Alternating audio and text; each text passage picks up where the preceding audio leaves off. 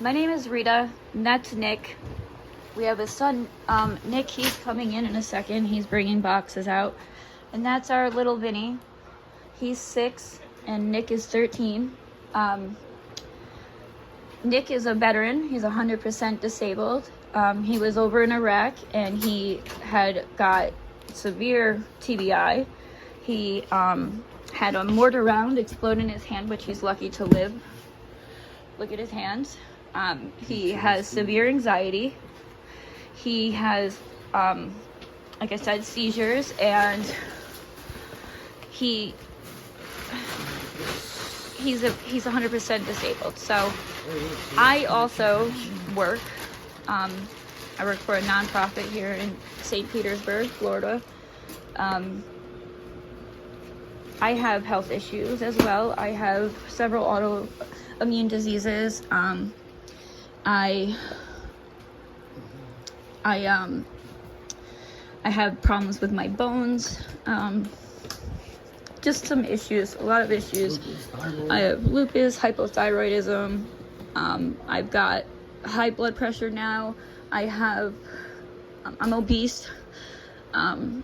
Sorry, I'm nervous making this video. So, because I'm humiliated. I'm not gonna lie. I didn't want anybody to know what's been going on, but it's about time that, we tell people, because it's just been that crazy for us. This is our, here, Nick, this is our, 3rd time moving this month. We've been homeless for 8 months. When we moved here in June, I had a job at a mobile home park, and we lived there. After some issues with the mobile home park, I had left. I quit, and they gave us 3 days to leave. We thought staying in a hotel would be okay and easy, because at that time we were a middle lower class family. We're able to afford it, until we found an apartment, which we didn't think would be that hard. Turns out it's really extremely hard, and there's a homeless epidemic. Our kids have missed a lot of school. It makes me sick that they've had to miss school because of this. I mean, it's not our fault. It's the pricing, and there's no houses, there's nothing. There's jobs, yes, but I mean, I already work basically a 9 to 5, so I don't have the time to get another job. And Nick is 100% disabled and has a hard time working, which is why he's 100% disabled. And plus, with the seizures and the TBI and whatnot, it just makes it hard. Sorry, I'm really awful at this video thing. I'll get better. We want to start recording our journey. Like I said, it's very embarrassing. We didn't want anybody to know our situation because of our egos or our pride. But right now, to be honest, we don't even know where we're going after this. People they need to know what's going on, with middle class families. How they seem to, it's like we don't exist. We've never been in this situation before. We don't know what being homeless is. We make too much to get for any kind of help. So therefore we're just cast aside, and here we are jumping from hotel to hotel. The hotel pricing fluctuates, so we can't have a Budget. A budget that a foreseeable budget. It's always changing, and we just had to get a second storage unit today to put all this stuff in, and from there we're just gonna either sleep in our truck, or I got my camping equipment from when I was in the military. We're just gonna camp out somewhere, and it sucks. nobody seems to realize, you know, middle class people that just make a tad too much, as they say it is the gray area. I mean, Rita, she works 8 hours a day at a nonprofit organization here in St. Petersburg. You get a pension from the VA, and we can afford a place. If we got our foot in the door, we can afford a place. But it's, you know, we go and ask for help from somebody, an organization or something. Even the VA won't help me because I make too much. We make too much money. They will not help me whatsoever. And I'm 100% disabled from the VA. I got a traumatic brain injury. My hand's been really got blown off. I have very severe PTSD, anxiety. I'm actually surprised I'm actually talking this calm right now. Me too. It's the VA. That just they're very rude, very, you know, dismissive of our situation, and it's. I mean, I didn't think the VA was ever like that. I thought they were here to help veterans and their families in times of crisis, but I guess not. You know, as far as the other organizations go, you know, that help the community, I can understand why if we make too much money, but the thing is, we're just above Like the $27 threshold. or $60. Just above, so we're kind of screwed. We don't. Every day we wake up, we don't know what tomorrow's gonna bring. We don't know. Like I don't know where tonight is blank in my. I don't know what's gonna happen tonight. I don't know where we're gonna be, where we're gonna sleep. We're kind of just going with the wind right now, going with the flow right now. It's Awful. really it's overwhelming, especially when you have 2 children that have missed large gaps of school in the school year because we constantly have to move, and then they have to go to a new school. But then when we go somewhere, we're not sure if we're going to be here that long, so we can't just send them to school for 2 days and then take them out, send to another. It's been one hell of an 8 months, I'll tell you that. It's been a hell of a ride, and we've never been through this before. We're not drug addicts. We're not alcoholics. We don't gamble. I mean, we're just your average, everyday American family that just trying to survive. You know, because of you know, the economy, because of corporate greed, because of personal greed. This is how we have to live. This is how a 100% disabled veteran has to live. This is how a mother with autoimmune disease, lupus, thyroid problems, this is how she has to live. This is how my son, who I brought him to the doctors the other day.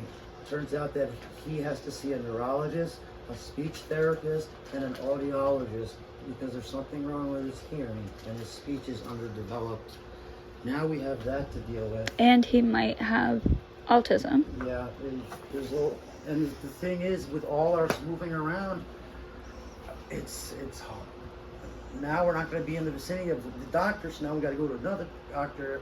It's been me and my son here, Nick. We've been doing everything.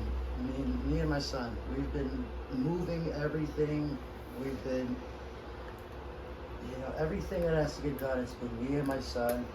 And Rita here has, you know, she's sick. She's physically disabled. So it's been one hell of a ride, to say the least. We've had to pawn a lot of our stuff. We like never even been to a pawn shop before we got here, and here we are having to pawn our stuff. And yeah, the guitar is helps him with the PTSD and his anxiety. He used to have a lot of guitars. You know what? He also got my sons into it, and we've had to pawn those.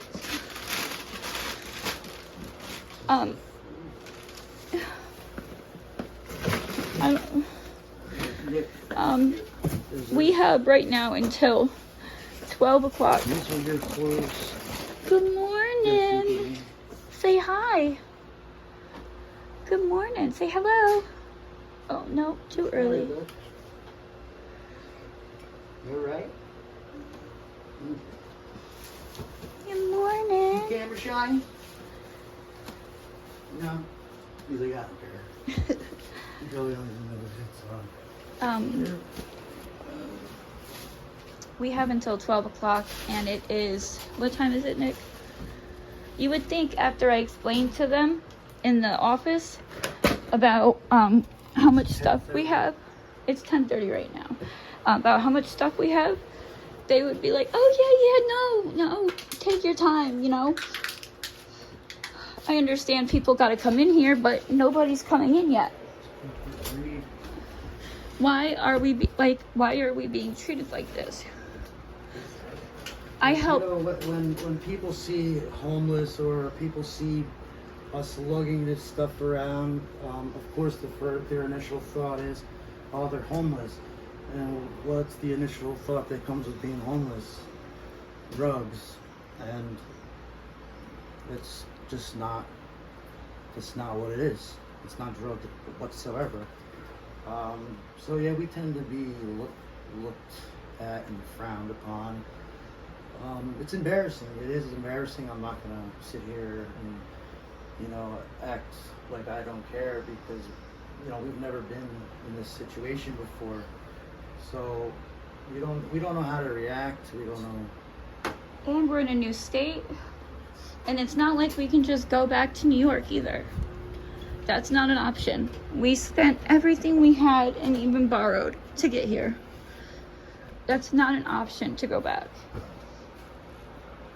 I mean, my family, his family has helped us the best they could. With everything they could, with the money, with everything. And my mother, I'm 33 years old, and my mother had to go to Walmart and Walmart me the last $60 they had. And my sister, who's taking care of our 14-year-old daughter, is sick with COVID, and she has MS, and I can't even help her take care of my daughter, because my daughter wanted to finish school there, and she's supposed to be coming down at the end of the school year, which in New York, that's the end of June. But I can't have her down here like this. But my sister can't, you know.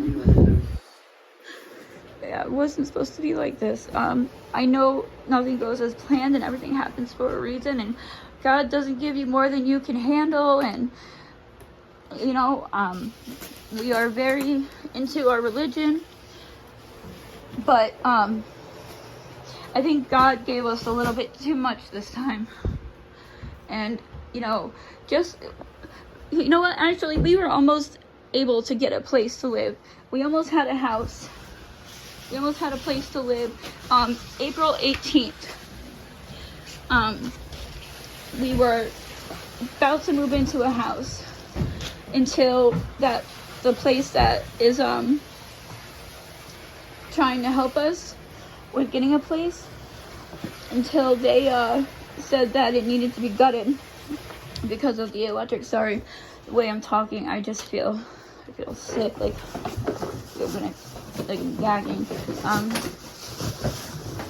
Yeah, they you know, and we had our hopes up. I mean, I had my people at my job like giving me furniture, helping us out, and, you know, then all of a sudden we got told that the place has to be gutted and the electricity's no good and we cannot move in. We're back That, to step one. yeah, so that put us back at step one. That was such, Nick, put down the dirty clothes. That was such a hard. Yeah, bullets white. It was embarrassing because we have to get our stuff from these people that are, you know, nice enough to hold on to it and giving it to us, and to tell them, like, you know, I'm sorry, it's not happening. It bothers you, and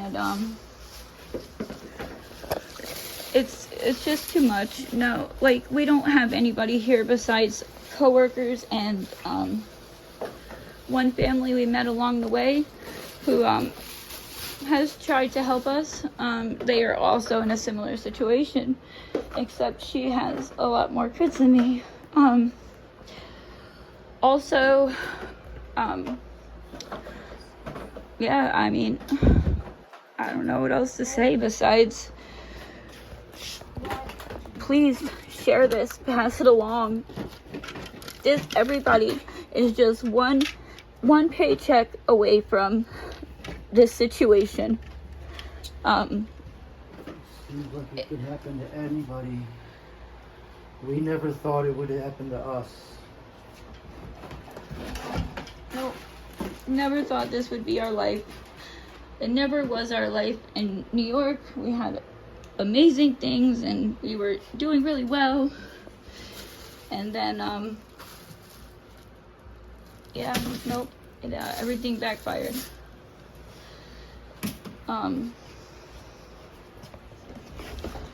I'm just hoping that this everything happens for a reason thing is true. Like, maybe we're going through this for a reason, or Nick could end it. Trial or something. Yeah. Oh man, I can't believe we're coming up on 20 minutes long. We're gonna keep posting videos about our journey and keeping everybody posted on where we're gonna stay tonight. We'll make another video tonight And maybe you can even hear the phone calls and stuff. I've been texting and emailing. Nick has been also with the VA. just brushed me off like nothing. Yep. They said you call the VA and they said they'll put they'll review my situation and get a hold of me in 7 business days. But until then, I just gotta hack it wherever. The VA for you.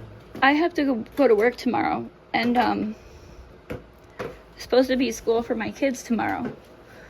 I can't be like, okay, at my job, I cannot be going there sweaty and stinky. I need to be able to shower. I need to be able to take care of myself. And if I am not able to do that, I could get fired. And then I lose that, and then, like, okay, we might be able to qualify for something, but then they're gonna want me to get a job again, and then it's just gonna happen it's gonna just keep happening. It's gonna be a never-ending cycle. I don't know. But we're gonna sign off here. Thanks for listening, and I'm sorry about the quality of the video and how it's just scattered, and I don't know, we just wanted to share. Yeah, we're not seeking any sympathy. Oh yeah, please. We're not seeking any sympathy. We just want to show everyone that they seem to have forgotten people like us. And it could happen to anyone at any time, and it doesn't seem like anyone cares. It's like the VA. They'll get back to me in 7 business days. Okay, what am I supposed to? What do I do till then? What do I feed my kids? I mean, we have a few dollars. Don't get me wrong. That's for gas too. Yeah, gas and but I mean, just for them to for me to just tell them everything that went on from September all the way till now, and every hurdle we had to jump, every trial and tribulation we went through, for them to just say, well, we'll review your case and get back to you in 7 business days.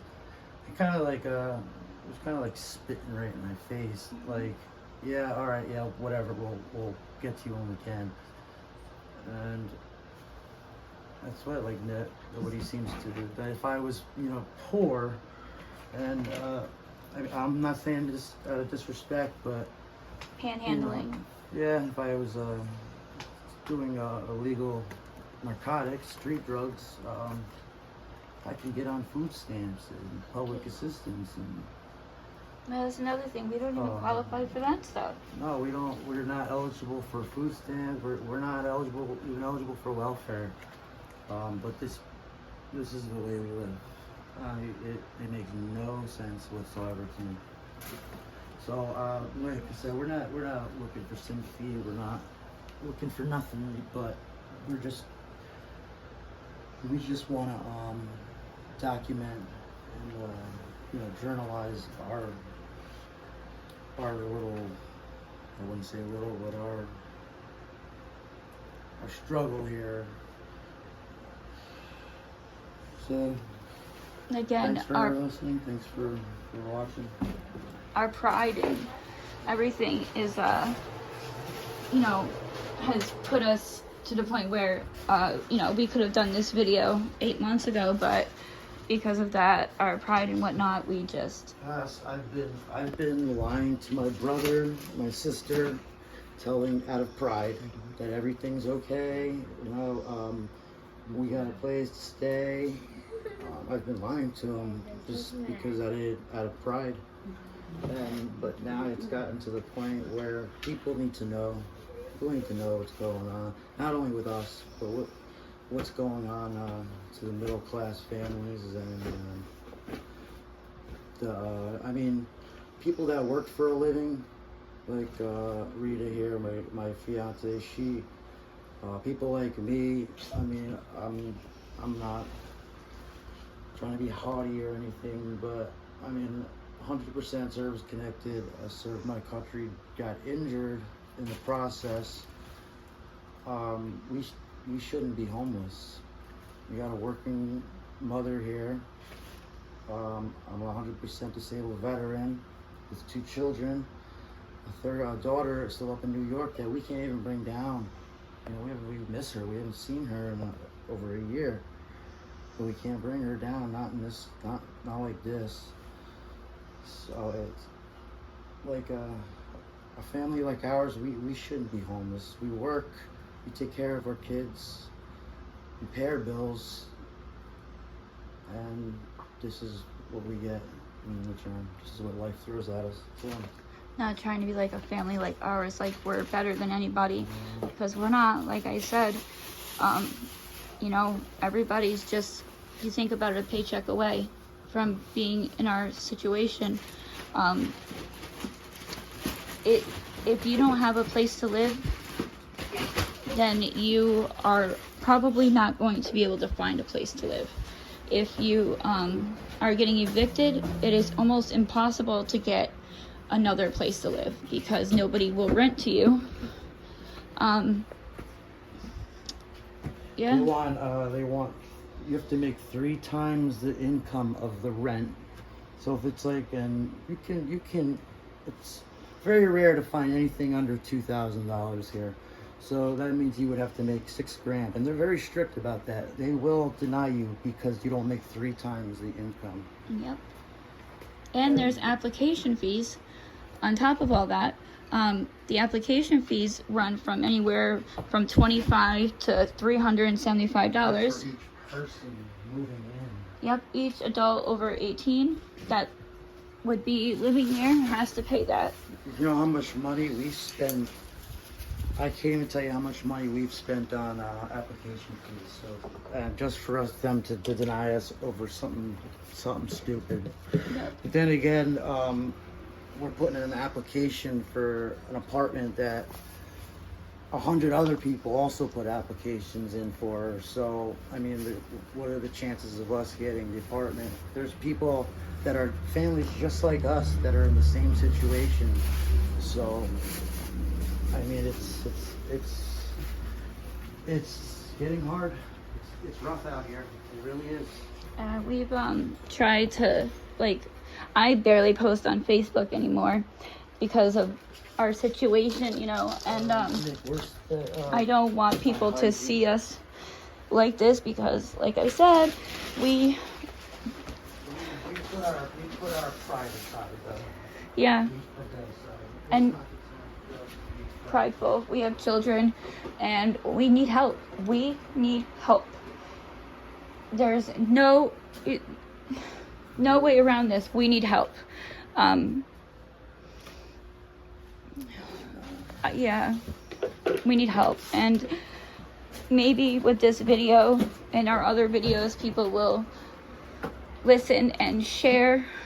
Hold on, buddy, leave this out because I'm so thirsty.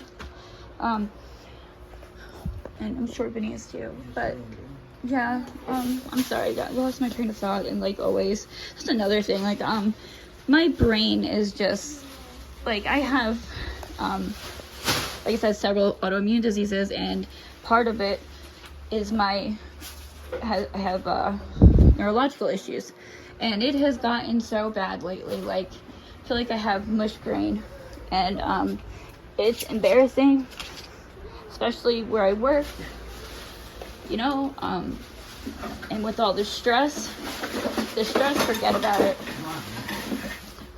it. Also, I am very self-conscious because of the way I look. I'm not used to the way I look, and that's why, like, it makes me so depressed. I actually, like, I'm not going to be in this video because of it. And it affects my mental health, which then in return also affects my family's, because I'm too embarrassed to go outside. I'm too embarrassed to talk to people, to just be there with people because of the way I look, and so I have mental health issues. Hold on, buddy, I'm just gonna sign off this video, okay? Alright, anyways, we have to pack the truck up. It's probably 11 o'clock now. We're half hour in this video. But, alright, yeah, thanks for listening, and we will keep everybody posted.